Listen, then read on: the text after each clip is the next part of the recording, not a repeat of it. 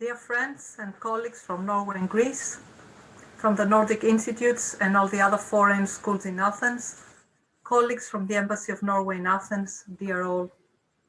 Welcome to the 32nd annual meeting of the Norwegian Institute at Athens, which happens for a second time in a row, remotely and with no possibility of real interaction, which also means no cameras and microphones during the presentations and no questions at the end of the lecture either, unfortunately. Still, the evening seems quite promising. I'm pleased to welcome my colleague, Dr. Zarko Tankozic, who is presenting 2020's memorable events, and later in the evening, Dr. Katerina Harvati, Professor of Paleoanthropology and Director of the Institute of Archaeological Sciences at the Senckenberg Center for Human Evolution and Paleoenvironment, University of Tübingen. Katerina Harvati is also faculty member at the Department of Archaeology, History, Cultural Studies and Religion at our parent institution, the University of Bergen, and a recent recipient of the prestigious German Leibniz Prize, on which we would like to congratulate her warmly. Her work in paleoanthropology has gained international recognition and esteem. A warm welcome to both of you. As expected, the adverse circumstances led to the severance of an otherwise very active and promising 2020. Our three pillars of activities, namely education, academic collaborations, and archaeological research, remained partially active.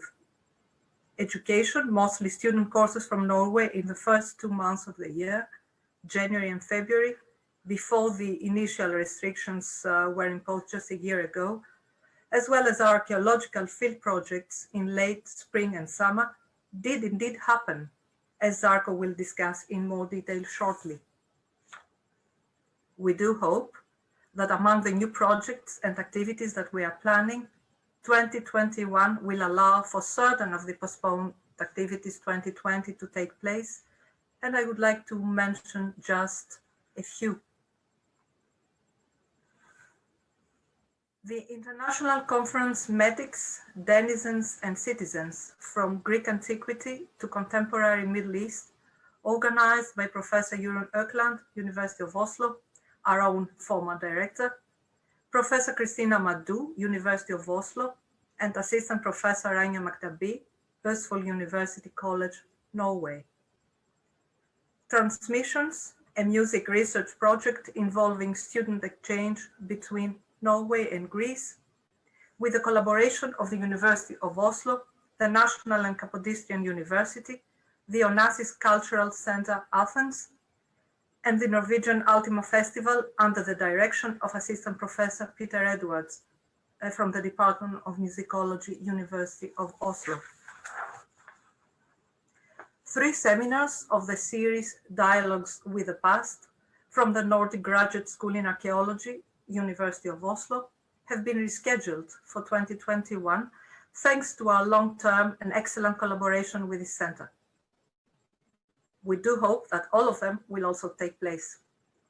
In 2021, we will also welcome 4 new NIA publications. It's going to be a very prolific publication year on topics as varied as Greek-Roman portraiture, curses in the ancient world, the cult of goddess Artemis, and 20th century museological theory. We also hope to be able to realize, in collaboration with our friends from the Danish and Swedish institutes, a series of lectures related to Viking-era archaeology, as a follow-up to our very successful Vikings in the Mediterranean conference that took place in November 2019. On a more practical level now, 2020 also saw the implementation of the Institute's restructuring and its change of organizational status in Norway. We are pleased to announce that we are now fully affiliated to the University of Bergen, which is from January 1st of this year, our sole beneficial owner in Norway. This change opens up a promising field of possibilities for the Institute to both refresh long-established collaborations with the academic milieu in our home country, but also map new grounds, particularly relating to the expansion of collaboration with additional sections of the University of Bergen, such as, for instance, the new Faculty of Fine Art, Music and Design, KMD, whose research work on very many cutting-edge topics, such as sustainability, materiality, curation studies, match with newfangled areas of interest in Greece and internationally. From this virtual podium, then, we extend an invitation to all related academics and institutions in Norway to just see the Institute as their own grounds, or else a place that can link dots on the map, soon to be physical again, in the sense of extroversion and networking. Finally, warm thanks are due to the following. Our former director, Professor Jørgen Økland, who since her early academic days has been devoted to the goals of the Institute. The UIB administration, particularly Ragnar Wallén, Per Arne Fosshaug, and Therese Hustad, for assisting us in the transition process.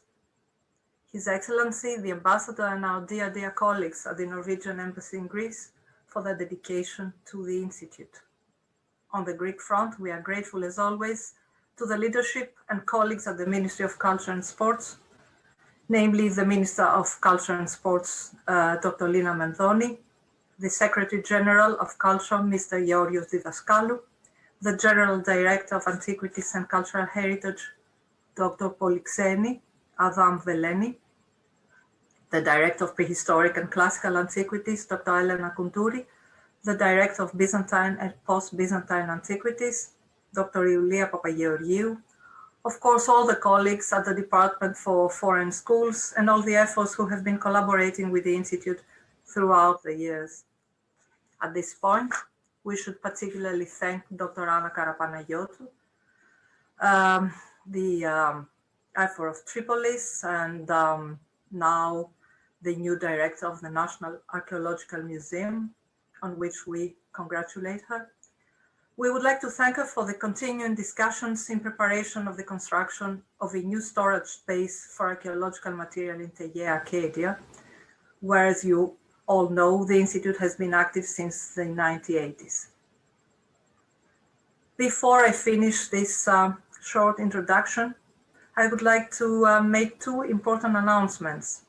First, a new Institute-related travel stipend by Atheneum, NIA Friends Association in Norway, will be announced later in the spring. We look forward to hosting the future recipients, and we would like to thank our friends at the Atheneum. We are very grateful for your support. Second, and of equal importance, the launching of a Facebook series titled Norwegian Perspectives Upon Greece's Past. This series is initiated by the Embassy of Norway in Greece and celebrates in its own way the bicentennial from the Greek Revolution 1821. It presents an anthology of books by Norwegian scholars who have contributed to Hellenic studies through their work on different aspects of Greek history and cultural heritage from antiquity to the present day. The series is launched tomorrow. The timing could be more perfect. Just a day before the national commemoration of March 25th, the Greek Independence Day, which inaugurates the festivities. So do visit our Facebook page and that of the Embassy for more information soon.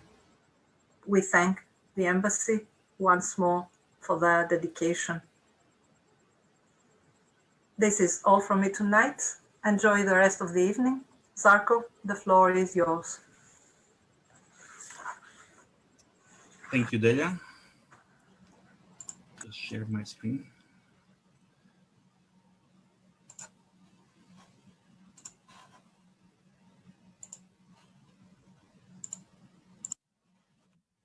All right. Again, thank you, Delia. Big welcome from me as well to everybody tuning in this evening. Despite the difficulties connected to the COVID-19 epidemic, or pandemic, the Norwegian Institute at Athens was still able to successfully conduct some of its activities, both before the lockdown, but also during. What follows is a short report on those activities. We were able to organize and hold 2 of the 3 student courses from Norway that we had planned for 2020. The course Athens in Classical Times from the University of Oslo was completed in its entirety, while the course from the University of Bergen, titled The Ancient Greek History, had to be cut a week short as the students needed to return home to Norway to avoid travel restrictions. The course was, however, completed online. We also had a visiting group from University of Agder with students under guidance from Professor Apostolos Panos. Although we could not realize the very busy schedules of seminars, workshops, and conferences that we had originally planned for 2020, some of those activities did take place at the Institute, nevertheless. For example, we were very happy to host a seminar on ultradian rhythms that involved colleagues from the universities of Bergen and Bristol, the Karolinska Institute from Stockholm, Evangelismos Hospital in Athens, and Design Works Company from Windsor in the UK. We also hosted a very interesting international workshop on religions in late antiquity, organized by our colleagues from the University of Bergen, Einar Thomassen, Mua Airioki, and Alexandros Tsakos. Finally, a workshop related to the preparation of a large funding application took place at the Institute under the leadership of our long-term friend and collaborator, Professor Jan Helge Sulbak from the University of Oslo. Our informal ancient Greek reading group on Pausanias continued uninterrupted, first in person and after the lockdown online, thanks chiefly to the enthusiasm of its organizers, namely Professor Uranium Auckland, our former director, and Dr. Linda Talatas. The work of Professor Auckland was also honored last year by her induction into the ranks of the Norwegian Academy of Sciences. Prevented from organizing our traditional open meeting in 2020, we joined forces with colleagues from other Nordic institutes at Athens to organize a joint open meeting-like presentation of our work in 2019, which was recorded and shared with the public via the Nordic Library at Athens, our shared institution. We also co-organized 2 events related to the Greek translation of books by popular Norwegian writer Maja Lunde, first in the form of a book discussion on the premises of the Institute organized by the Bookworm Club and dedicated to her book, The History of Bees, and second in the form of an online book launch of the Greek translation of Maya's book, Blue. Of many planned lectures, we were able to organize only one, but it was a good one, by Dr. Carlos Hernandez Garces from the University of Oslo, titled Forgetfulness and Historical Thinking in Herodotus Against the Background of the Greek Literary Tradition. Just a reminder that most of our recent lectures can be found on the Institute's YouTube channel. In 2020, the Norwegian Institute published 1 new book in our series titled Methods and Models in Ancient History. The book is a festschrift for Professor Emeritus Jürgen Christian Meyer from the University of Bergen on the occasion of his 70th birthday. I am happy to report that we were able to publish this book in complete secrecy and to surprise Professor Meyer with it during a reception in his honor held at the University of Bergen. In the fall semester of 2020, the Institute staff was joined by Karina Sibe-Krokenes, an intern from the University of Tromsø. We were very happy to have Karina with us for those several months, during which she worked on multiple Institute-related projects and activities and learned, we hope, new skills.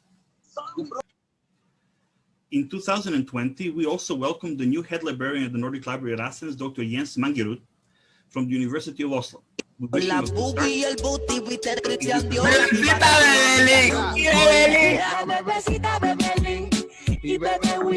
apologize for this. We have some interruptions.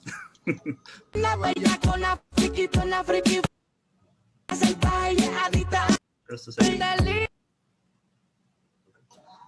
All right. We use the extra musical interruption. We use the extra time given to us by the lockdown in 2020 productively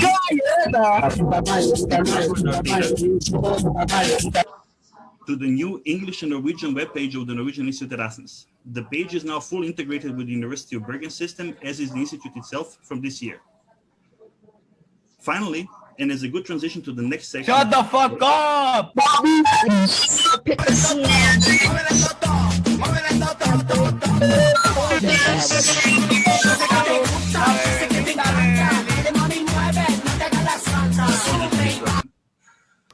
Veía que olor lactic.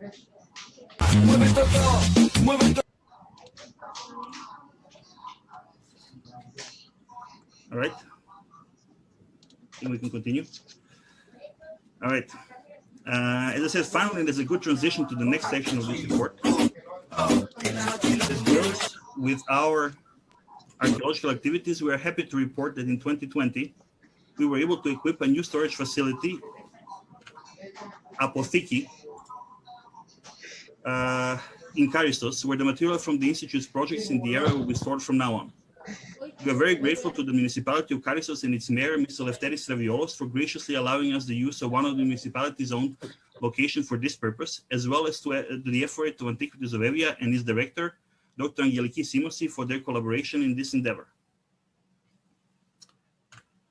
Before I begin with the presentation of our ecological activities, hopefully uninterrupted from now on, I would like to say that we were all very fortunate to have been able to do our fieldwork in 2020. We are very grateful to everyone who made both projects happen, even under these circumstances, and especially for the care that everybody took to avoid any infections, both among the members of the team and among the people in the communities where we lived and worked in 2020. Although our projects were unable to assemble all our international collaborators and students in 2020, we were still able to do well, thanks to the hard work and dedication to those team members who were able to join us, and we thank them for that. Gurimadi Archaeological Project is an independent 5-year project of archaeological excavations at a prehistoric site in the vicinity of Charistos in Southern Evia, under the aegis of the Norwegian Institute. The primary support for the project in 2020 was provided by the University of Bergen via the Norwegian Institute at Athens. The project is directed by myself, with Fandis Mavridis and Passalis Afiriadis serving as co-directors. We take this opportunity to thank the effort of Antiquities of Evia, its director, Dr. Angeliki Simosi, and the staff of the Charistos Museum for a fruitful collaboration. Gurimadi is located in an area called the Katsaronio Plain on our campus, approximately 6 kilometers from the town of Charistos. The name Gurimadi means large stone in local Iranitic idiom. This name is aptly given since a large rock outcrop around which archaeological remains lie dominates the site.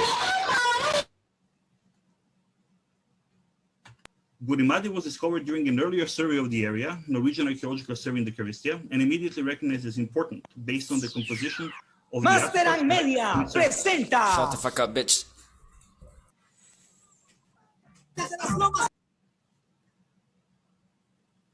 This is what happens when we decide to have an open meeting.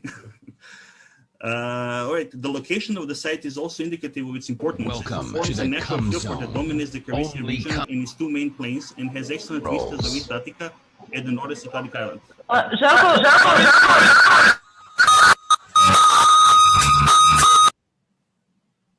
Sorry to interrupt. You're the host. Can you block those guys?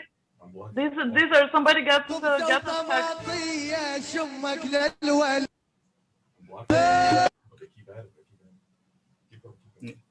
We started this project with several research goals in mind. First, we intended for the first time to systematically excavate a final Neolithic settlement in southern Evia.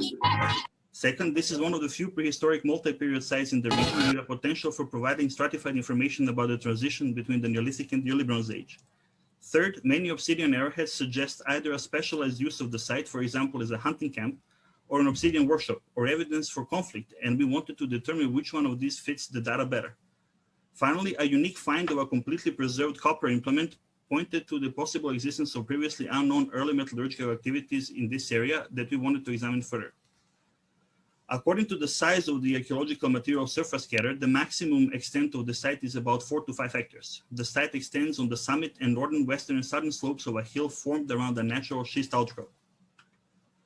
In 2020, as in the previous years, we followed the fairly standard excavation protocols used at prehistoric sites in the Aegean, relying heavily on digital recording techniques and protocols developed specifically for the project and perfected by Denica Nenova. In 2020, we expanded the excavation with 2 additional trenches for a total of 4.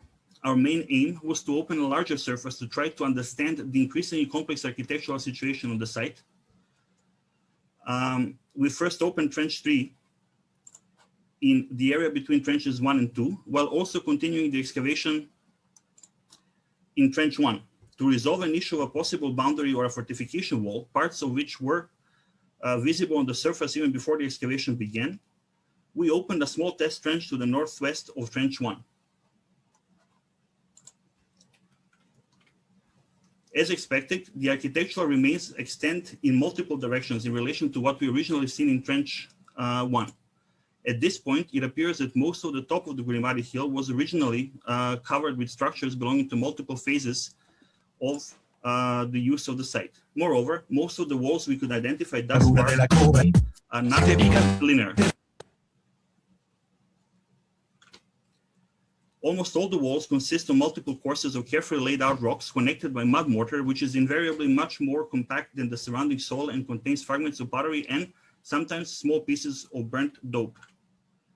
Speaking of dope, we did find some at Gurimadi, but not in large quantities. It seems to have been made by mixing mud with fragments of stone, pottery, organic matter, most likely straw or chaff. In addition to walls, we have found some and what we consider particularly significant as it shows the lived-in character of the site, a hearth roughly circular in shape in the most immediate vicinity of the location where we found remains of a domed oven in 2019. Pottery and chip stone represent the most numerous categories of finds at Gurimadi. The largest concentration of pottery found in 2020 comes from Trench 1. Trench 3 also produced a rich assemblage, but we found very little ceramics in Trench 4. On macroscopic inspection, most of the ceramic material looks local, with fabrics characterized by the presence of schist, quartz, and mica, which is consistent with the local geology. A variety of open and closed shapes in a number of different fabrics are present at the ceramic assemblage. Notable is also the presence of various kinds of horn handles in different wares. There is also much variation in the decoration of pottery, with incised plastic and crusted decoration dominating the assemblage. The pottery is generally datable to the late 5th and 4th millennia BCE, with parallels at sites such as Therion on Mykonos and Kefalo on Kea. Chip stone tools, overwhelmingly made of obsidian or million obsidian, constitute an equally important and large part of the Gurimadi ecological assemblage, with thousands of pieces collected thus far. Noteworthy for the site as a whole is the large number of arrowheads, currently standing at about 200 in total. Most arrowheads are tanged and barbed, and some have bifacial retouch, bearing topological features encountered in late and final Neolithic. The assemblage also contains a considerable number of debitage that demonstrates on-site reduction, all phases of which were identified, and the site appears to have played a central role in lithics artifact production. In addition to pottery and lithics, the 2020 excavation produced other types of material, but in smaller quantities. For example, next to the increasing number of animal bones coming chiefly from domesticated animals, and a few tantalizing fragments of human bone, we have found fragmented zoomorphic and anthropomorphic figurine fragments, a small number of polished stone tools of a certain practical use, and thanks to the careful excavation, several lumps of fine silky yellowish brown substance, almost definitely unused ochre. We have also found one half of a spondyle shell, although so far we did not record any artifacts made of this material at the site. To summarize, the 2020 Gurimadi excavation season added new data towards understanding this complex and complicated site. We have certainly extended our knowledge about the architectural remains at the site, and although our understanding of them is still imperfect, what we likely have here, is a case of well-preserved overlapping construction phases dated to the 5th and 4th millennia BCE. The accumulating quantities of pottery and lithics will also help us in characterizing the chronology and function of this site.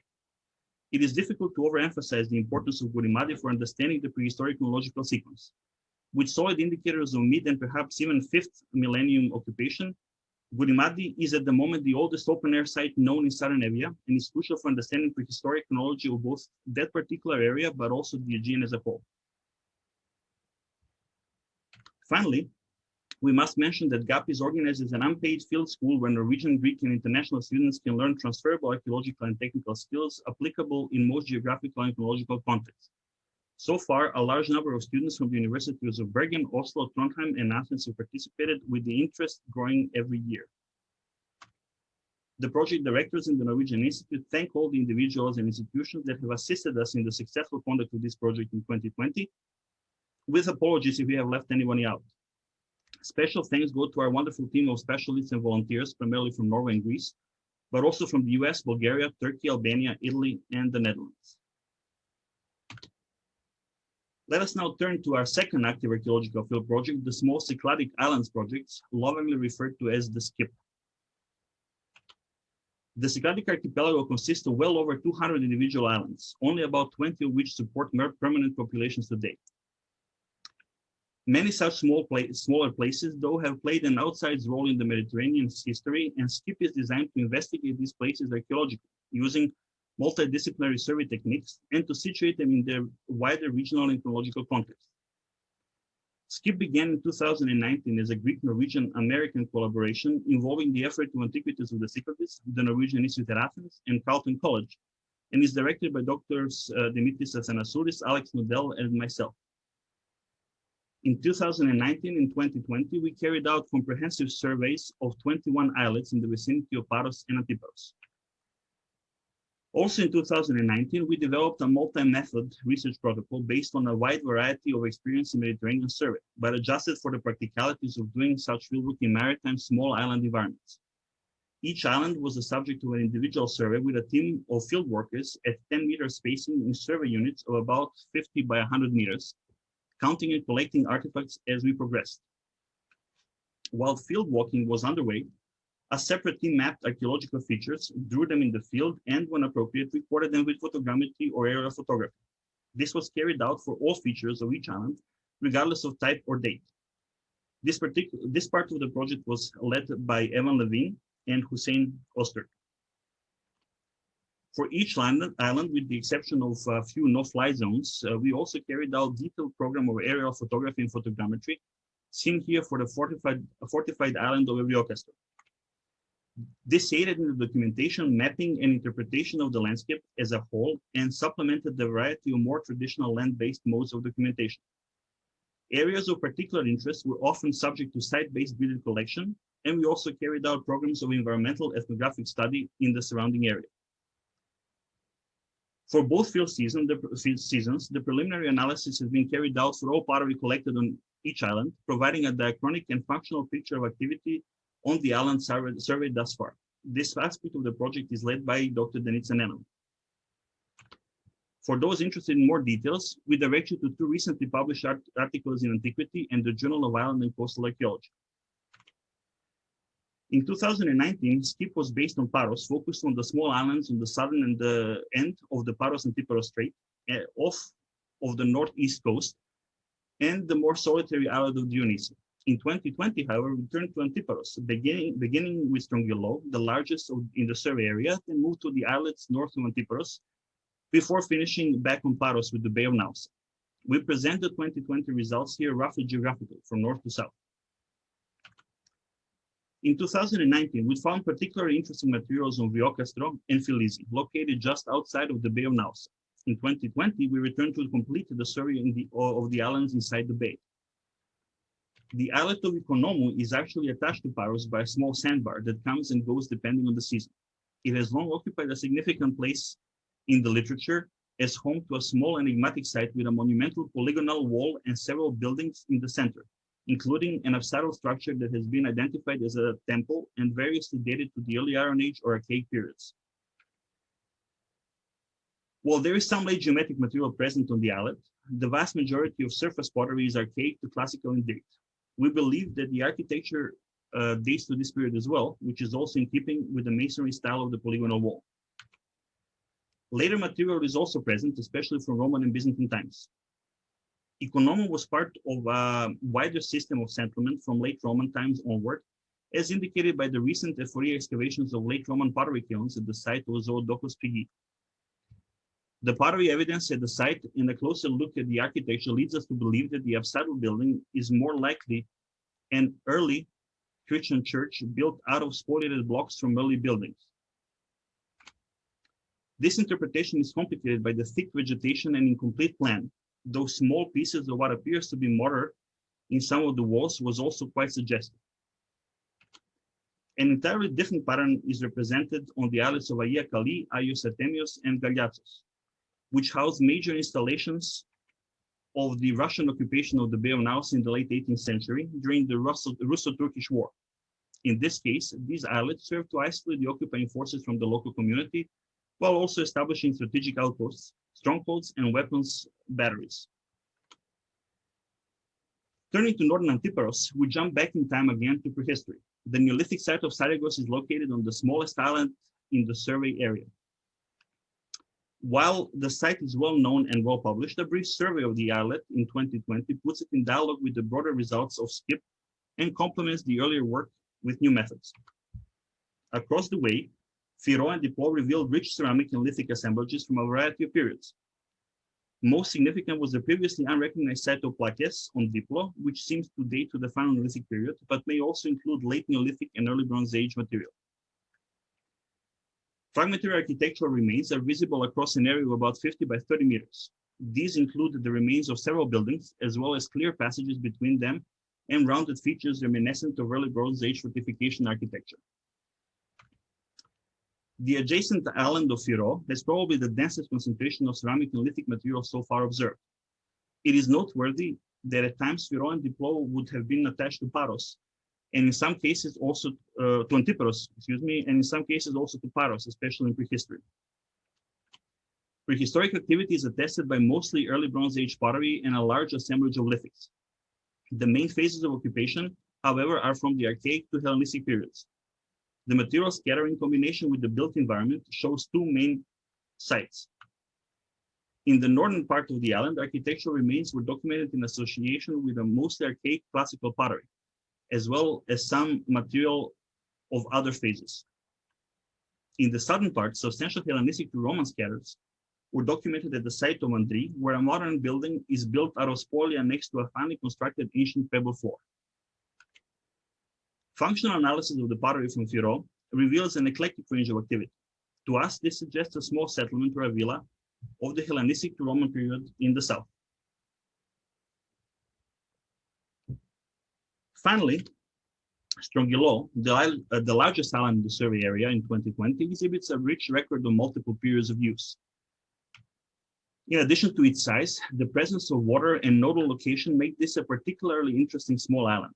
While it is located quite near to the Spotico, which has substantial sites of many of the same periods, most notably early Bronze Age, we also see Strongilo as a convenient stopover on a sort of X-shaped axis crossing the Cycladics, most notably on the margins of both Paros and Antiparos and Siphnus. At Strongilo, we documented substantial concentrations of early Bronze Age pottery and lithics, especially in the central east part of the island, where architectural remains also suggest a substantial habitation site. Though the spatial analysis of the distribution of ceramics from different ecological phases, it is possible to see that the northeast became the primary locus of activity, with classical Hellenistic pottery, Roman pottery in red on the third map, and finally Byzantine and post-Byzantine pottery. Substantial terracing indicates long-term agricultural exploitation, perhaps even starting in the Bronze Age. A Hellenistic tower is located on the summit of the island, which may have been part of the widespread network of towers constructed by Siphnus at this time. We can already draw a few preliminary conclusions from all this work. First, patterns of occupation or use on these islands are limited to particular periods, which are not consistent across different islands. Second, the pattern of use of small islets is inevitably linked to available resources. Third, isolation and connectivity are both significant in different situations.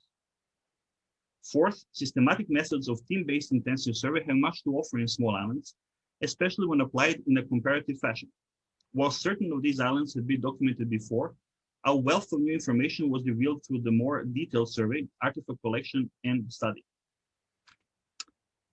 Finally, I'd like to acknowledge all of the team members who contributed to the 2019 and 2020 field season of SCIP, especially those who headed up various components of the project.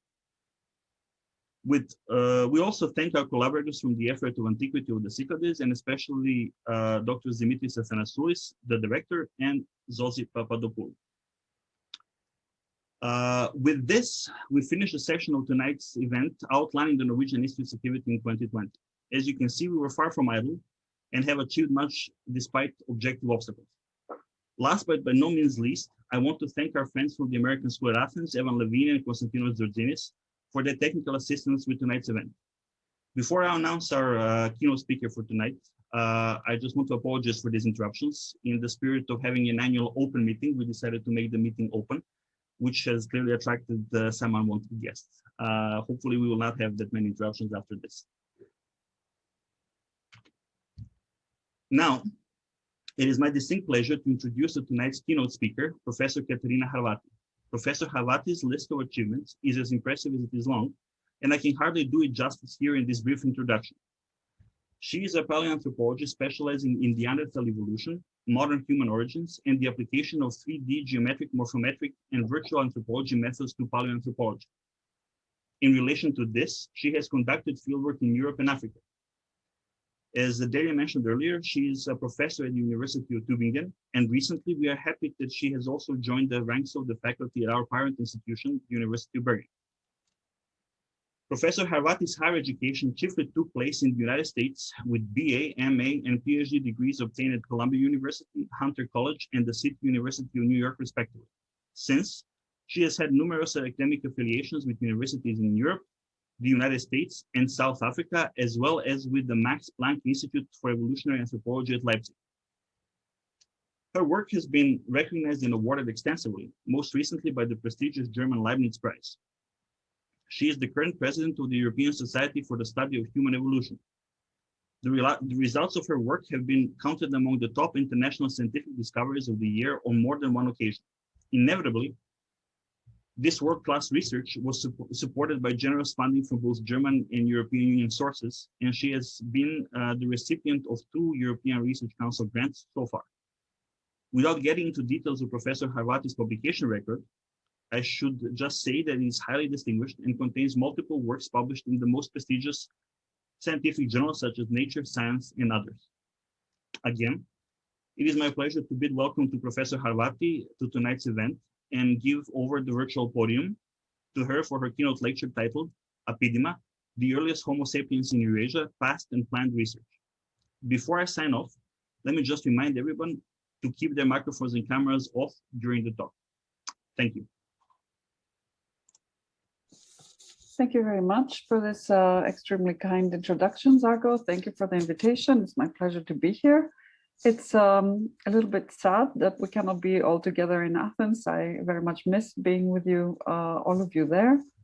But also there are some advantages to this virtual format. I can see that we are joined by several good friends from Norway. So this is actually maybe has a lot of positive aspects as well. I'm going to share my screen, at least try to.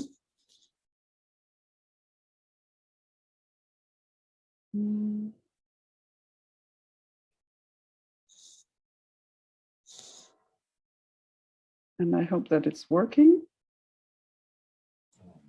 It's working. Okay, so as mentioned already, the talk for tonight is titled Epidemic, the earliest Homo sapiens in Eurasia, past and planned research.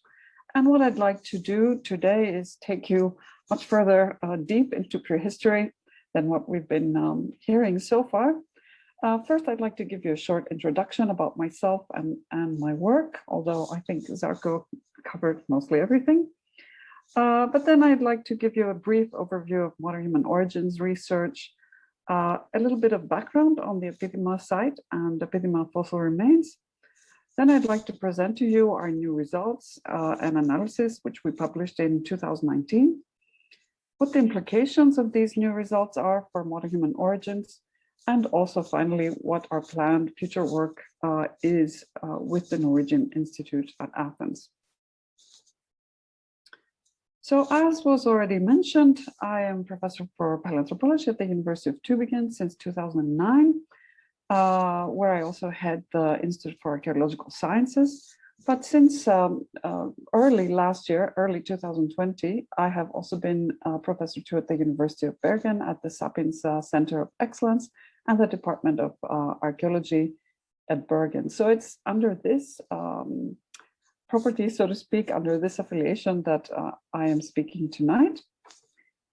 As you see, my team is rather diverse and very international in Tübingen, and they are all working on different aspects of human evolution, but also bioarchaeology, and are funded by various sources working on different projects. Oops. So my work focuses on several major aspects, but mainly on Pleistocene human evolution, on Neanderthal paleobiology, and modern human origins. I'm very interested in human dispersal, including the out of Africa events, but also later aspects like the settlement of the New World, for example. But I'm also very interested in the adaptation and lifestyles of past human populations as well as extinct human species. A very strong focus of my work has been the paleoanthropology of Greece as well as Southeast Europe. And from a methodological point of view, my work is not exclusively, but mainly based on quantitative approaches, including virtual anthropology, 3D morphometrics, and this is some of the equipment that you can find in my laboratories in Tübingen, for example. But aside from laboratory work, I'm also very engaged in fieldwork. I have worked in the past in Africa and in Greece, but mainly my work in fieldwork. I have been involved in fieldwork in Greece for more than 20 years now, and in the last 8 years or so, in the framework of my ERC-funded projects, mainly involved in fieldwork in Greece. So to turn now to modern human origins and dispersals, so to give you a little bit of background on this topic, modern humans are thought to have evolved first in Africa, with the earliest representatives known in Africa as early as more than 300,000 years ago. Today, however, we exist everywhere on the globe. We occupy every single environmental niche. And how did this actually come to be? How did we get there is an important question in modern human origins research. So when and how did Homo sapiens disperse out of the African continent? What were the critical factors enabling this dispersal? And what were the potential interactions between early modern humans and archaic humans that already lived in these places? And these are all questions that are very topical in modern human origins research. But before we can answer them, we must address the first question: when and how did Homo sapiens disperse? To give you, again, a better representation or graphical representation of what is going on, more or less, over the last 300,000 years, we have the earliest representatives of our lineage in Africa, including fossils from Jebel Irhoud in northern Africa, dating to more than 300,000 years ago, but also in East Africa as well as South Africa. And during this time period, what we have in Europe, for example, and Western Eurasia in general, is a Neanderthal presence. So at the same time as modern humans are appearing in Africa, we have the evolution of the Neanderthal lineage in Europe. The main expansion of Homo sapiens out of Africa occurred between 70 and 50,000 years ago. So in this major dispersal event, we have modern humans reaching Australia first, maybe even before 50,000 years before present, through a route involving Southeast Asia, but also reaching East Asia and Europe maybe around 45,000 years ago, and finally arriving in the New World between 20 and 15,000 years before present.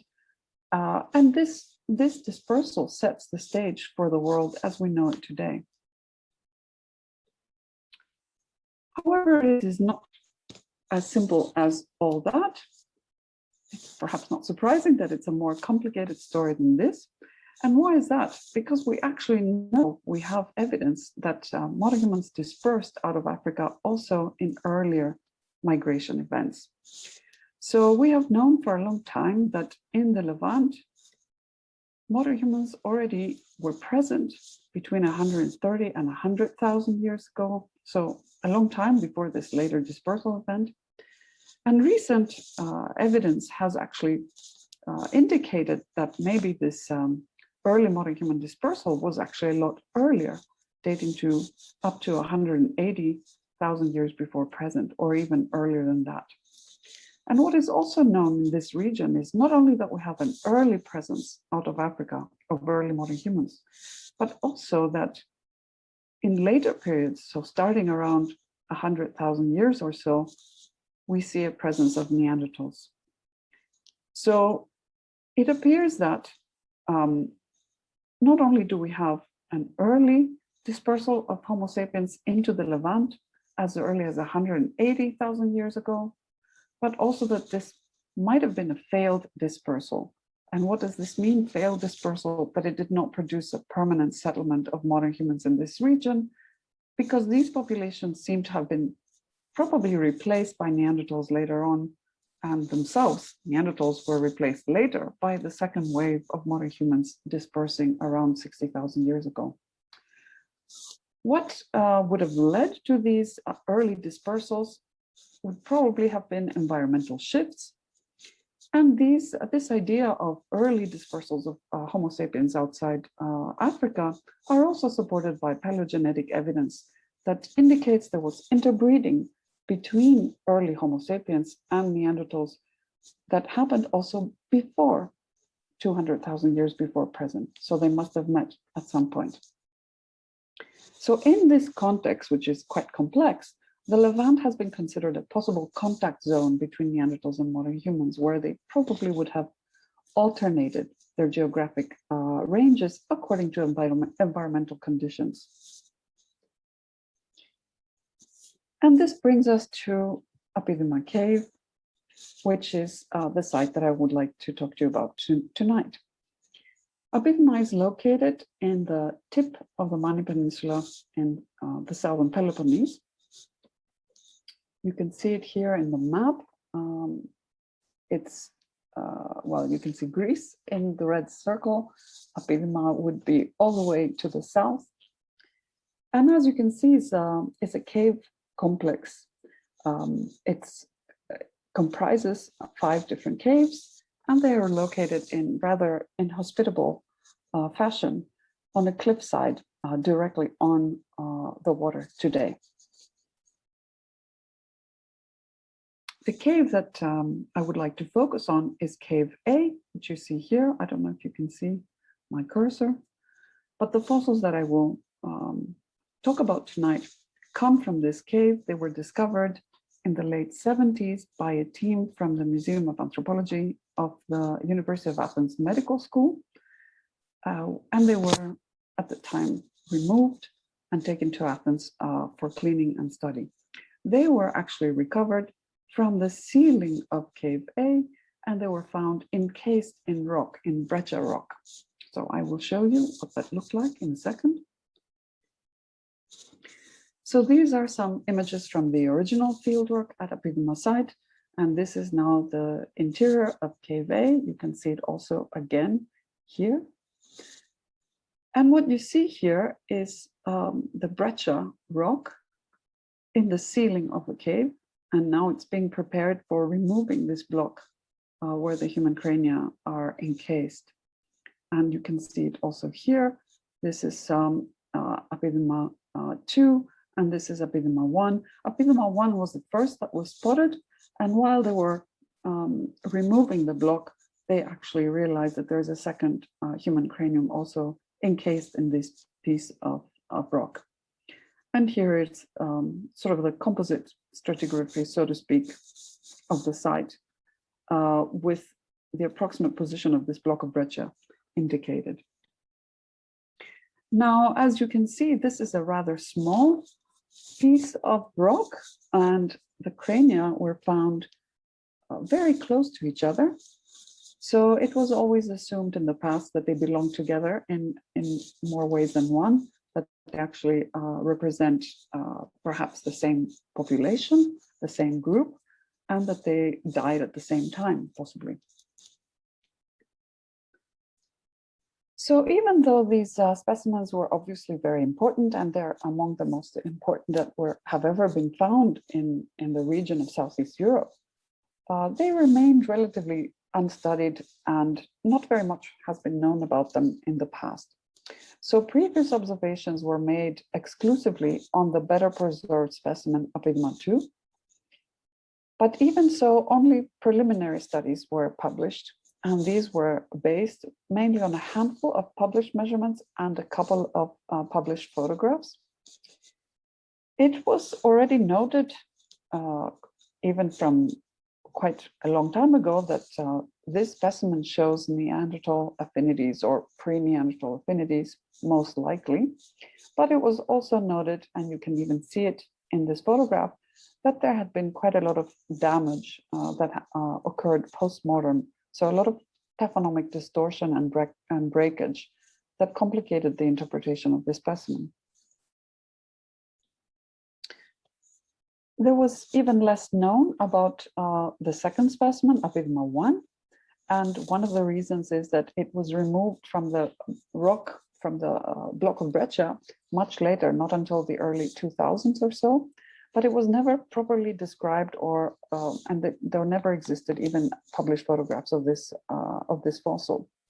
As you can see, it is less complete. It preserves only the back of the skull, but it is relatively undistorted. So what is preserved is not distorted taphonomically.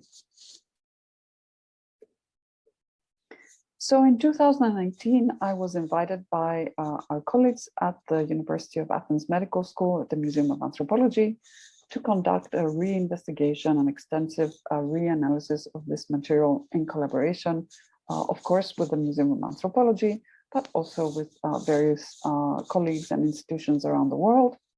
So we conducted CT scanning and virtual reconstruction of these specimens to account for taphonomic damage.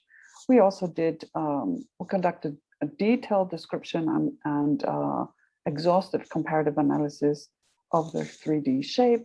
And we also obtained new uranium series dates. And this method is one of the few methods that is applicable in the time for the time period that these specimens belong to, so roughly the Middle Pleistocene.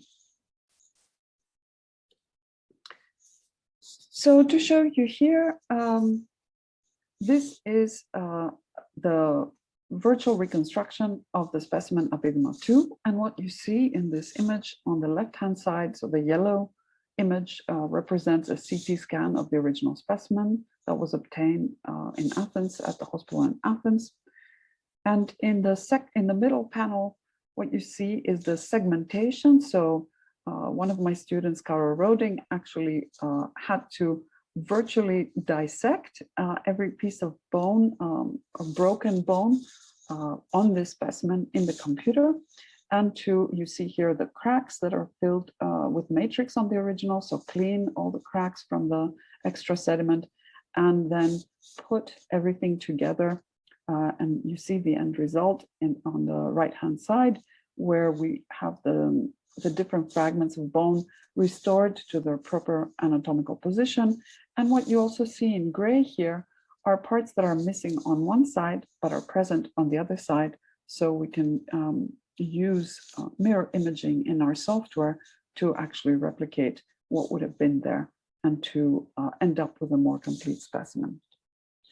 And we did this actually 4 different times. We performed 4 different reconstructions by 2 different observers using 2 different criteria so as to account for observer error in our reconstruction. And we use these 4 reconstructions as well as their mean configuration as individual specimens in our further analysis. This is the reconstruction of Epidemic 1. And here, of course, it's a lot easier. I mentioned to you before that there isn't much of it there, but what is there is not distorted, is not really fragmentary. In contrast to Epidemic 2, Epidemic 1 is undistorted. So it was possible to virtually reconstruct it mainly by mirror imaging the better preserved left side to look at or to have a more complete specimen, but still this is only the back of the skull. It doesn't preserve any part of the face or the front of the skull. Okay, so what about our analysis? Now let's talk about our results. So I'd like to start with Epidemic 2 because it's not only the most complete specimen, but also the one that was better known. So its overall dimensions and cranial bone thickness indicate that it is an adult, and all of its measurements align it with Neanderthals.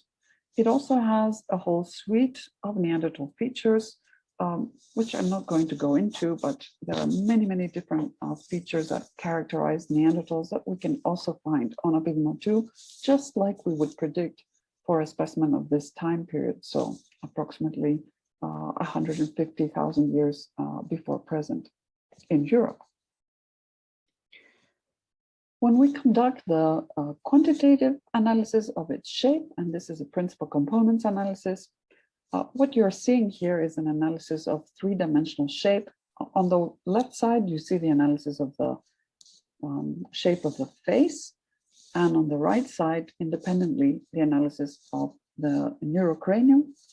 And what you see here in both of these plots, you can see modern humans shown in blue and Neanderthals shown in red. And in the middle are these earlier specimens, pre-Neanderthals, shown here in yellow, and also early Homo sapiens specimens from Africa shown here in sort of magenta. And the same color scheme holds for both.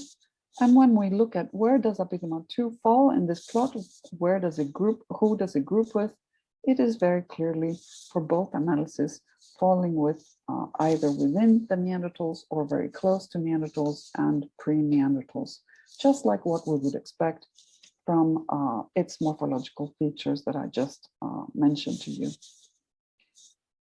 We also can conduct a classification analysis based on these measurements that we took, 3D measurements. And now these are two different classification analyses, one for the face, one for the neurocranium. And in all of these analyses, Epidemic 2 is classified as a Neanderthal with very high probability, with the one exception of this one analysis here, where it's classified as a pre-Neanderthal, so still a member of the Neanderthal lineage. And what you're seeing here are the different reconstructions. I mentioned to you that we use them as, we included them in the analysis as different specimens so as to account for possible error on our side when we were producing these virtual reconstructions. Let's turn now to Epidemic 2. So Epidemic 1. Epidemic 2, as I mentioned before, is the better known, the more complete specimen with already supposed Neanderthal affinities, and we found very much our results were in line with what was known before. Epidemic 1 now was a different story. So again, the overall dimensions and cranial bone thickness indicate adult status. And you might ask, you might say, well, it only has the back of the skull. How useful can it be? Maybe you cannot really tell Neanderthals from modern humans apart on the basis of this anatomy. That's actually not true. In fact, the back of the skull is one of the most diagnostic anatomical regions to differentiate Neanderthals from modern humans. On the one hand, the back of the skull should show a whole range of Neanderthal features that we don't see in Epidemic 1. So none of these Neanderthal features that should be there, if it were a Neanderthal, they're not there. On the other hand, a rounded back of the skull is considered to be a uniquely modern human feature. So a feature that only modern humans show. And in fact, Epidemic 1 shows a rounded outline in lateral view of the back of the skull. So let's see what that looks when we look at the quantitative analysis of its shape. Again, now we're looking at two different principal components analysis. On the left-hand side, it's neurocranial shape overall, and on the right-hand side, just the profile inside view, what we see here.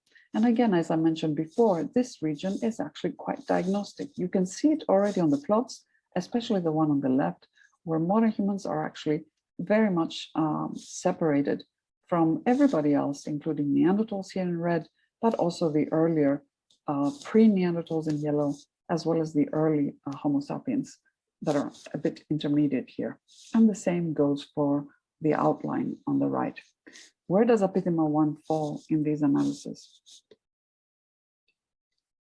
So in both cases, Epidemic 1 plots with modern humans to the exclusion of Neanderthals, but also other earlier fossils like pre-Neanderthals or even early modern humans. I mentioned the classification analysis. Of course, we ran classification analysis also for Epidema 1. And in this case, Epidema 1 was classified for both of these analyses as a Homo sapiens with a posterior probability of more than 90%. I mentioned to you that we also obtained new dates. We used the laser ablation uranium thorium dating method, and this was applied on fragments from both Epidema 1 and 2, as well as bone fragments that we could not identify what they belonged to, and the matrix itself, so the sediment, the rock in which they were encased itself. And these are the results. So the matrix gave a date of approximately 150,000 years ago. So this represents the time when the sediment around these fossils hardened, became rock, so that you could not add anything else to it after this point. Among the unidentified bone fragments, we saw two rock clusters, one around 160 and one older than 200,000 years from present. And Epidema 2 its age fell within this first cluster, more or less at 170,000 years before present, whereas Epidema 1 fell with this second cluster, dating to more than 210,000 years before present. So these dates indicate that Epidema 1 is not from the same time period as Epidema 2. It's actually a lot older. And also, of course, they indicate that the final resting place where they were found is not where they were originally deposited. So how did this happen? Well, again, this is the picture that we saw in the beginning. And remember, the specimens were found in the ceiling, but you can see here it's like a fissure in the ceiling, right? That is filled with this breccia rock. So what we think happened is that remains from different parts of the cave actually accumulated in this fissure at the back of the cave near the wall at different points in time, and they ended up thoroughly mixed in. So at some point, the matrix around them solidified, and this happened at 150,000 years. So both human specimens are older than the matrix. Epidema 1 around 210,000 years old. Epidema 2 somewhat later at 170,000, and then the matrix solidifies at 150,000 years before present. And this is the point where you cannot add anything else. So they cannot be, nothing younger can enter now this this block of breccia. So what are the conclusions of this work? Well, first, Epidema 2 belongs to the Neanderthal lineage, just like it was hypothesized from the beginning, and it fits all the expectations what we have of Neanderthal evolution. Epidema 1 does not. It possesses a combination of ancestral and modern human features, plots with Homo sapiens, and is classified as Homo sapiens in all of our analysis. It always is closest in overall shape to a modern human individual in all of our analysis. So what this means to us is that there must have been two populations living in what is now southern Greece in the Middle Pleistocene, and early Homo sapiens around 210,000 years before present, followed later on by a Neanderthal population as early as 170,000 years before present.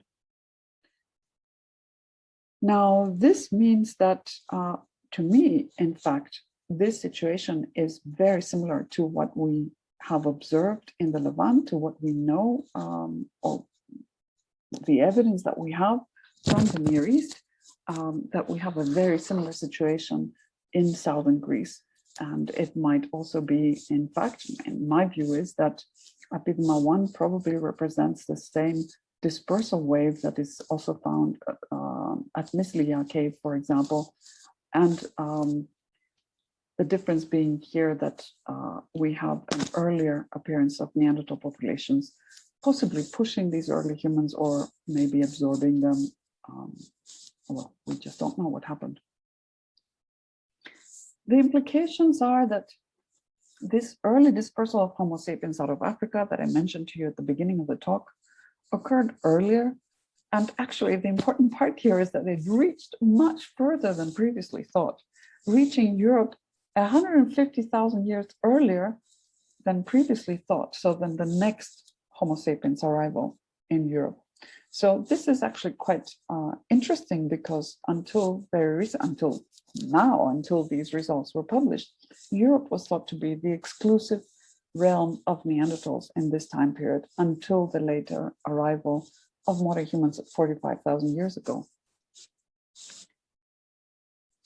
This evidence, although unexpected and very surprising for us, it actually fits very well with this evidence for early Homo sapiens from the Levant, and with genetic evidence that suggests an ancient interbreeding event between early Homo sapiens and Neanderthals before 200,000 years ago.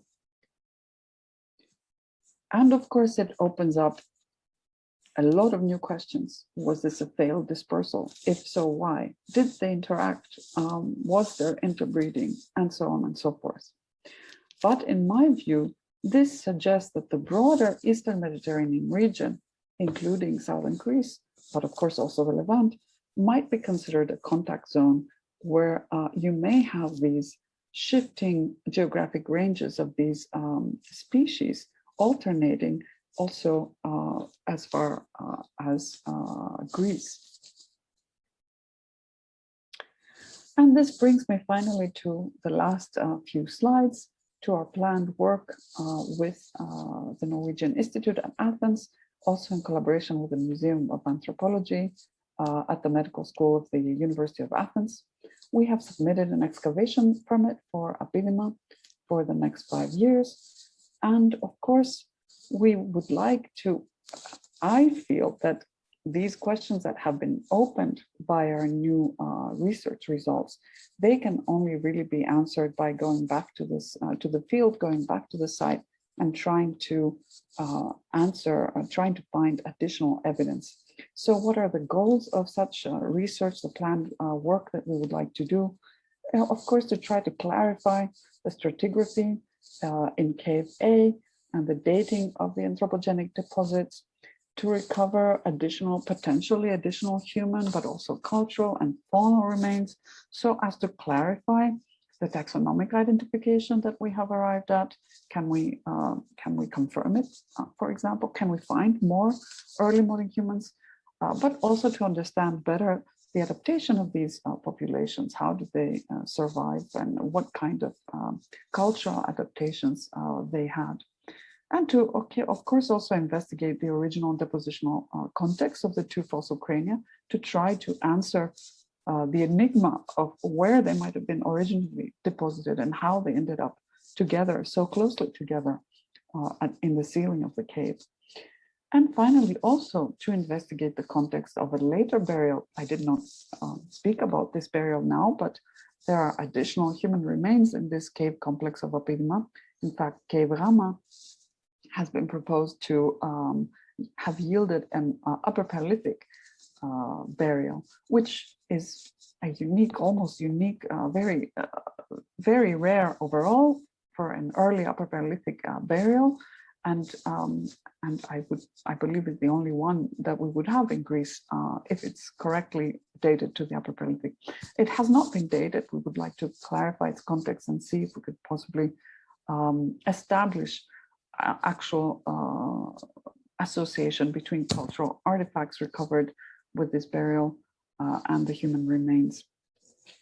So finally, I just want to show you again the site. As you can see, it's going to be quite a challenging endeavor to go back to this site. The site is only accessible by water.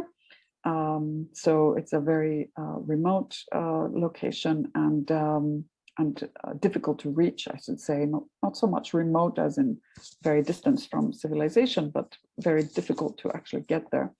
And it's going to be very interesting to try to do this, but of course, I am very grateful to be able to count on the support and expertise of our Norwegian colleagues, and especially Professor Hesselwood, with a vast experience in excavating coastal sites at difficult conditions in South Africa that might be also very similar, or hopefully similar, to the situation that we have here at Epidemic. And with this, I'd like to thank all my collaborators and all team members, and of course the funding agencies, but as well as, of course, the University of Athens and the Greek Ministry of Culture and Sports, the American School of Classical Studies, the University of Tübingen, and of course the University of Bergen and the Norwegian Institute at Athens. And finally, thank you for your attention.